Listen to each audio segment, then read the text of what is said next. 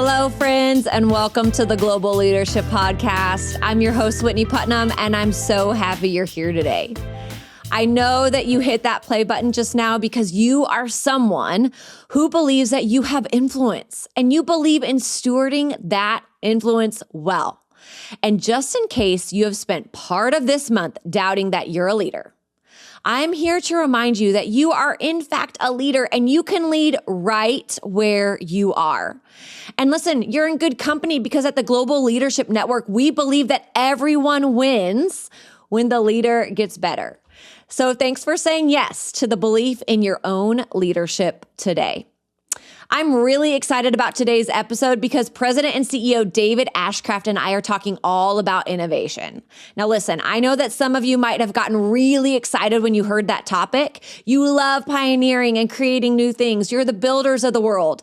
But others of you might be thinking to yourself, I am not creative. Innovation is something that comes easily to other people and not me. Well, together we're going to dispel those myths for you today. We're going to talk about how innovation doesn't mean creating something out of nothing. We're going to take the pressure off and talk about giving space for creativity. Doesn't that sound so good? I can practically hear some of you exhaling. I think you're going to love it, but before we jump in, take a minute and hit your subscribe button. That way you'll be notified each time there's a new episode that will help you recenter your leadership journey. All right. Let's jump right in. Hey, David, thanks for joining us on the podcast today. Hey, Whitney, good to see you and happy to be here. I know. It's February already. How did that happen? How is it already February? I don't know, but time goes fast, Whitney. It's amazing. It really does fly. Okay, I'm really excited to talk about this conversation with you today. On these episodes, we pick one topic. I get to kind of pick your brain. And David, one thing that I love about these episodes too is this isn't necessarily like question and answer, because we know that, nobody can be an expert about everything. But this is more like question and response. And you have decades and decades of experience that we get to learn from you. And so we are talking all about innovation today. Does that sound good? That works. It's a good topic. Okay. Let's do it. So I'm curious, leaders have to approach innovation all the time in what we do and how we lead. How would you say leaders see or think about innovation in their daily lives? Whitney, so even the topic of innovation is one I think is incredibly important where organizations do need to be innovative. The interesting thing is, I'm not sure we always think of ourselves as being innovators, though, some of us maybe think of ourselves that and we're not. But what's interesting to me is oftentimes when we think of innovation, we think it's got to be a blank sheet of paper. We've got to sit down. We've got to create something totally new, something that's never been thought of, never been considered before. And the reality is it doesn't even have to be that. It can be more iterative changes. It can be, I like one of our summit speakers, probably from almost 8 years ago, Frederick Harron actually he's spent his whole career working on creativity and just trying to dissect creativity.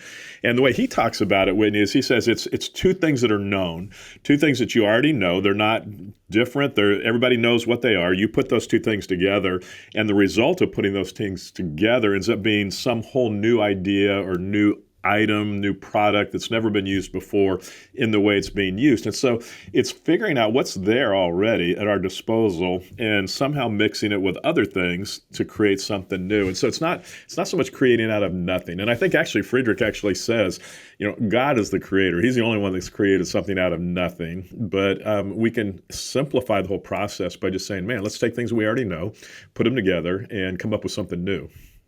That's so good. That takes the pressure off as well. It also, does, God yeah. gets to say God, and we get to say human sized, as Steve Cuss would say. It takes the pressure off. That's amazing. So when you approach creativity that way, then David, I'm sure you've done that in your life and you've been able to do that. I know in some ways when you led LCF and you're doing this at the GLN as well, you've done you've taken church world and then you said, well, let's go look at Chick-fil-A and let's go see what we could learn from those two. Why did you decide to do that? And what was that experience like for the people that you led? So, Whitney, one of our kind of guiding rules or principles at LCBC was always never stop learning. And so you can do that in a variety of ways. You can read books, you can listen to talks. But one of the ways that we did that was constantly visiting other organizations. In early years, back in the 90s, it was visiting Willow Creek Church. And we heard about this innovative church that was doing things differently. And so we went and we studied Willow. Saddleback was just kind of getting off the ground back in the 80s, late 80s, early 90s. And so it's just going and studying other organizations. And what we would do is we would go, and again, we were at that time in the 1990s, we were 150, 200 people, and we would go to this church of, at the time, it was 10 or 12,000 people, and we would look and we would observe and would figure out, okay, what feels like us, what doesn't feel like us, what would work in our context, what wouldn't work. And then we'd come back and try it in our context. And so it's learning from others. And we kept doing that all the way up until we got 20,000 or more people. And then was there frustration because it was so much larger and you guys were smaller? Like, how did you have to work through that? Because Willow was operating at such a large level when you guys weren't. How was that part? Yeah. Well, what's interesting, Whitney, is oftentimes when people go to maybe another church or another organization, they try to learn from it. They try to copy it exactly and say, oh, let's do exactly like that church or that organization is doing it. And they don't contextualize it to their situation. And so I think taking and reproducing some of what's being done works, but you've got to put it back in your context. So for us, again, when we were 200 people, we couldn't act like a church of 10 or 12,000. And so there'd be frustration. Some of it was jealousy and would say, well, sure, if we had 10,000 people, if we had all their resources, we could do these things. But again, it's contextualizing and saying what works in our area in Pennsylvania with our size church. And so as we continued to grow as a church, and when we were over 20,000 people, then we started looking at organizations outside of churches. And so we'd look at Chick-fil-A, we looked at the Marriott Corporation, we had opportunity to spend time with Google and just learn from them and say, how can we learn from them and what applies or doesn't apply to our context as a church? Okay, so when you started inviting your leadership team to get around that and kind of chase down those organizations, was everybody on board with that? Because I know sometimes there's tension with pursuing innovation with also nostalgia but we've always done. So did you experience that in kind of creating those changes? And then if so, how did you work through that? Well, I think for me, at least, Whitney, if I just talked about how I wanted us to change, if I just kind of tried to describe verbally how I think we ought to be in the future, I didn't make much progress that way. And so what I found accelerated our change was to actually take people, let them see what I'm talking about. And so then I'm not trying to verbally sell them on something. I'm just saying, let's just go look. And I'm not even saying we have to become Willow or we have to become Saddleback or whatever organization you're studying. Let's just go learn and look and learn from them. And so we would go, and there would always be one or two things we would take away. We went to one church back in the 2003 or 4. We were building a new building at LCBC, and they had slides in their building. And when I say slides, when the kids would register for the morning or their service, then they would finish the registration process and they'd go down a slide to the next floor to their level. And we looked at that and go, that's great, we can do that. So we came back and we put slides in our building, and that's what we learned from that church. And so you're always saying, what's the one thing? The other thing that we would do too, though, Whitney, is we'd go, ooh, we don't like the way they're doing that. We like the way we're doing it better. So it would not only give us new ideas, but also affirm what we're doing, and it would continue to shape and help us continue to evolve and not get stale. And so for me, letting people see it as opposed to just trying to talk and convince them in a boardroom, this is what we ought to do, is a whole lot better to let them see it.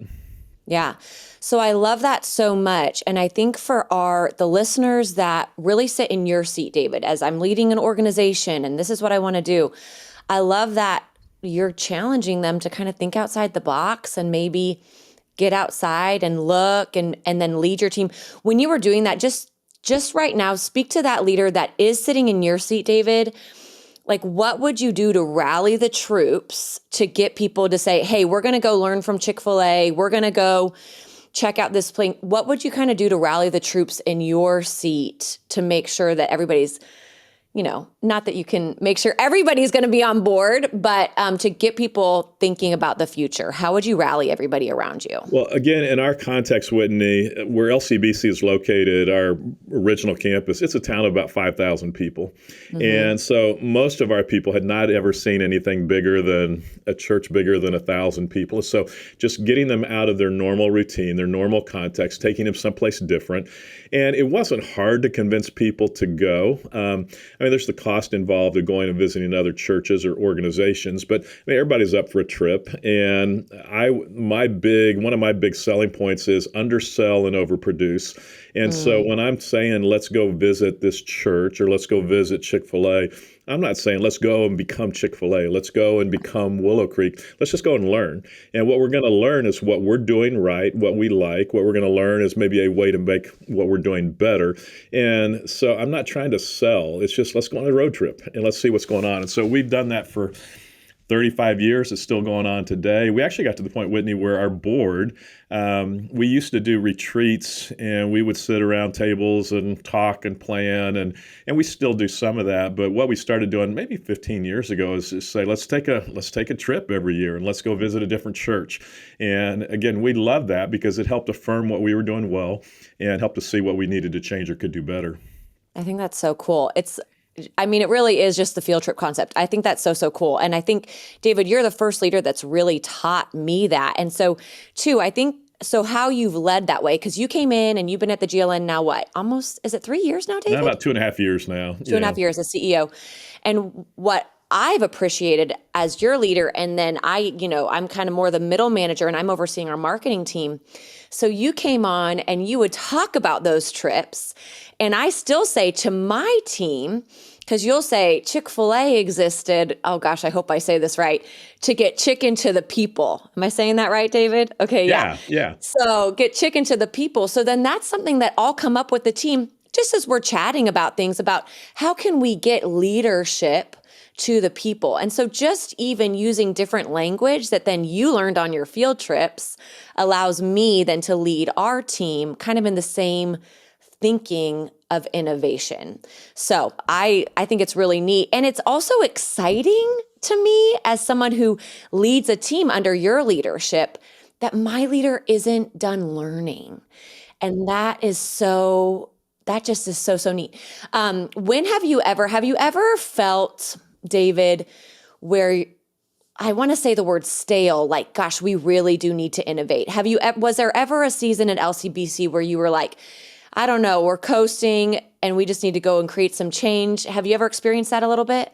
Well, I think when that happens, Whitney, at least for me, is when I get so busy that I don't have any margin to kind of clear my head. I don't have opportunity just to think. And so one of the benefits of a trip, even that way, and going to visit somebody is you've got time on the plane there.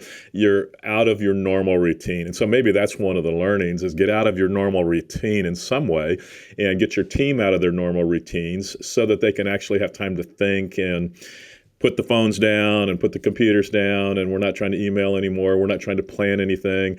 But let's just go and look and observe. And so I think when staleness has come for me or for us as an organization is when we're all just running so fast that we don't actually have time to think. And so I've said this before to you, for me, it was mowing grass. Mm-hmm. And so I've got an hour and a half or two sitting on a lawnmower, and it just allows me to think and clear my head. And so it's looking for those kind of opportunities. So probably it's those times that we're not slowing down enough and clearing our heads. Yeah.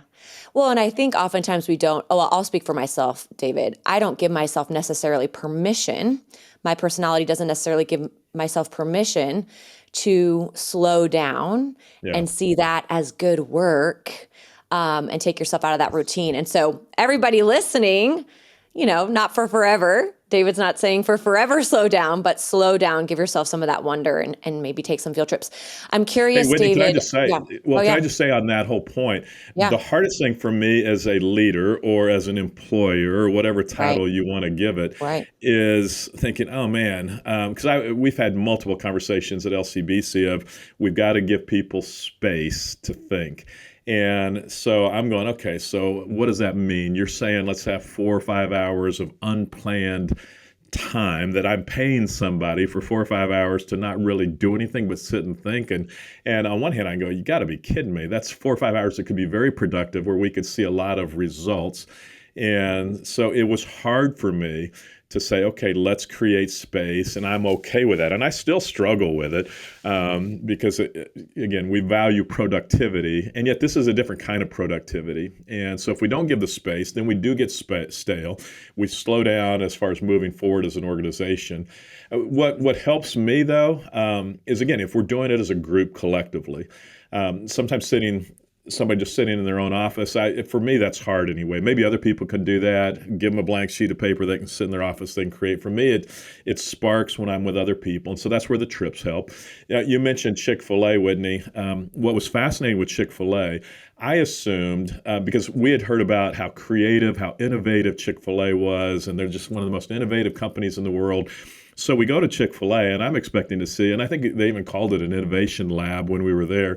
And I'm expecting to see these wild, wild things that they're trying. And fascinatingly, when we were there, the thing that they were very excited about is one of their franchise operators had come up with this incredibly innovative thing that they were all celebrating. And what it was, he had made a little adaptation to the French fry fryer, the basket where they'd fry French fries. And it had changed the way they did French fries in their minds, and you and I would look at it and go, there's nothing different about it. But it made their frying process a little bit better, a little bit more effective, and that was an innovation to them, and they were thrilled with that. And so, again, it helped me see it doesn't have to be this revolutionary idea that nobody's ever thought of before. More than likely, it's going to be an idea that lots of people have thought of before, or some part of it. They've just never taken it to the step of actually implementing it or doing it. Yeah. Yeah. That goes to that whole thing. And it's almost hard to say the word boring, what Craig talked about at the summit this year, just kind of repeating that same thing over and over again. Once you have that small piece of innovation and just testing it out, just making sure you just test it out.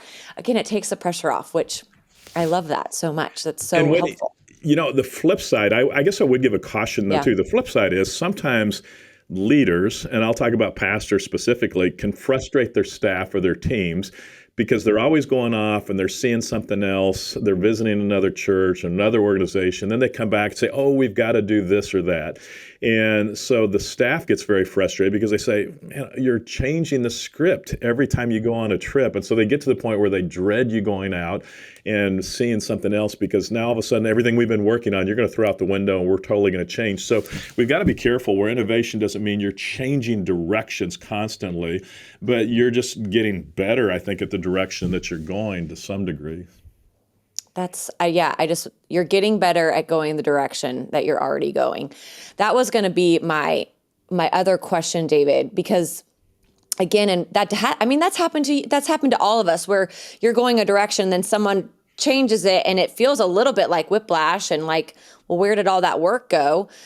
And that can feel hard and complicated. So as a leader, David, what have you noticed?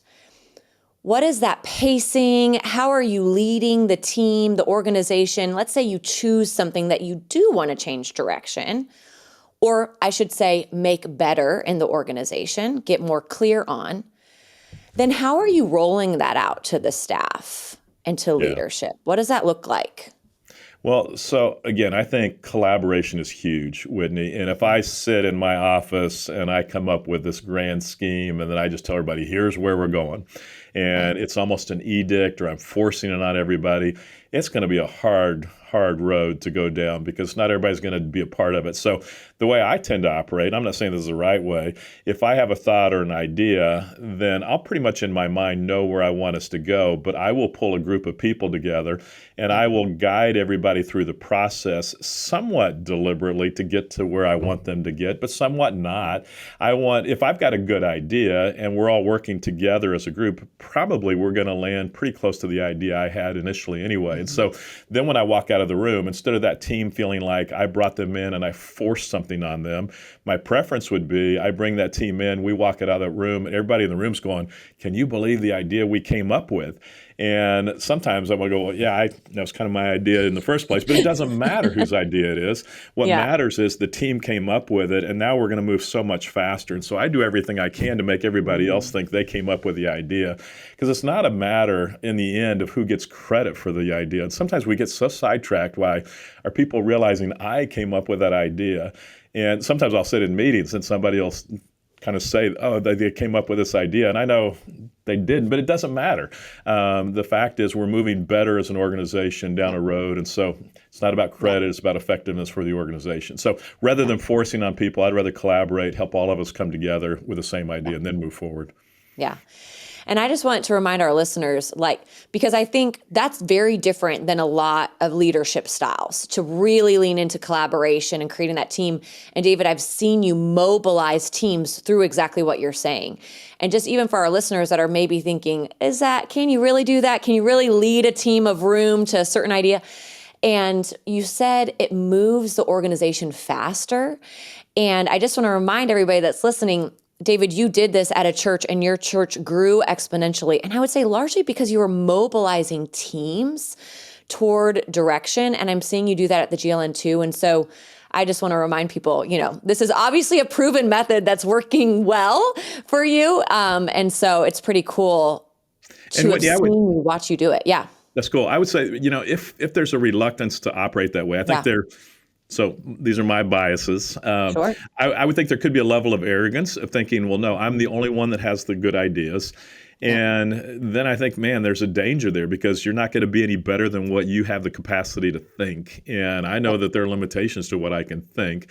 And I know that when I bring a bunch of smart people around me, then we're going to come up with something better than what I could possibly think just sitting by myself. And then, again, there's buy-in for everybody. So it's a huge win from a buy-in standpoint. And, there's nothing to me more fun than sitting in a group of people. You and I just actually did this back, last fall. It was one of my favorite days. It was such a good day. Yeah. Where we just sat. And, the funny thing is, Whitney, what we came up with that day, I literally had sat on an airplane on the Saturday before the summit, flying from Pennsylvania to Chicago. I pretty much wrote out exactly what we came up with that day. But I didn't force it on anybody, and we all worked through the process, and we came out of it, and better than what I'd written on the plane. But everybody felt like, man, we did this together. And there's something about sitting in a room where somebody will throw out a comment, and you're kind of stuck, and you're frustrated, and then all of a sudden somebody will just have one little twist to the topic, and it's like, that's it. That's exactly what we needed. And then it just takes off and goes. So. Yeah. Oh my. Yeah. That's so funny too, because I didn't know that part, that you had already written it out on the airplane. But that room, there was energy there. And sometimes there was even bits of tension, like, wait, do we really want to do that? But everybody felt heard. And we did. We left moving forward in just a more clear direction. That's funny, though, that you had it on the plane written already. You're like, it's already on my napkin in the airplane. Well, what's funny is my summary of that meeting after, I went back to those notes and essentially just worked off of those notes and just added comments. And yet, again, it was better than what I had thought by myself. Yes. And it was not only my implementing what I'd hoped would happen, but it just, again, moved us forward faster.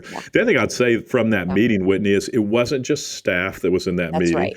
That's what I was going to ask. So we collaborated. We had a wide base of people. So we had business people in there.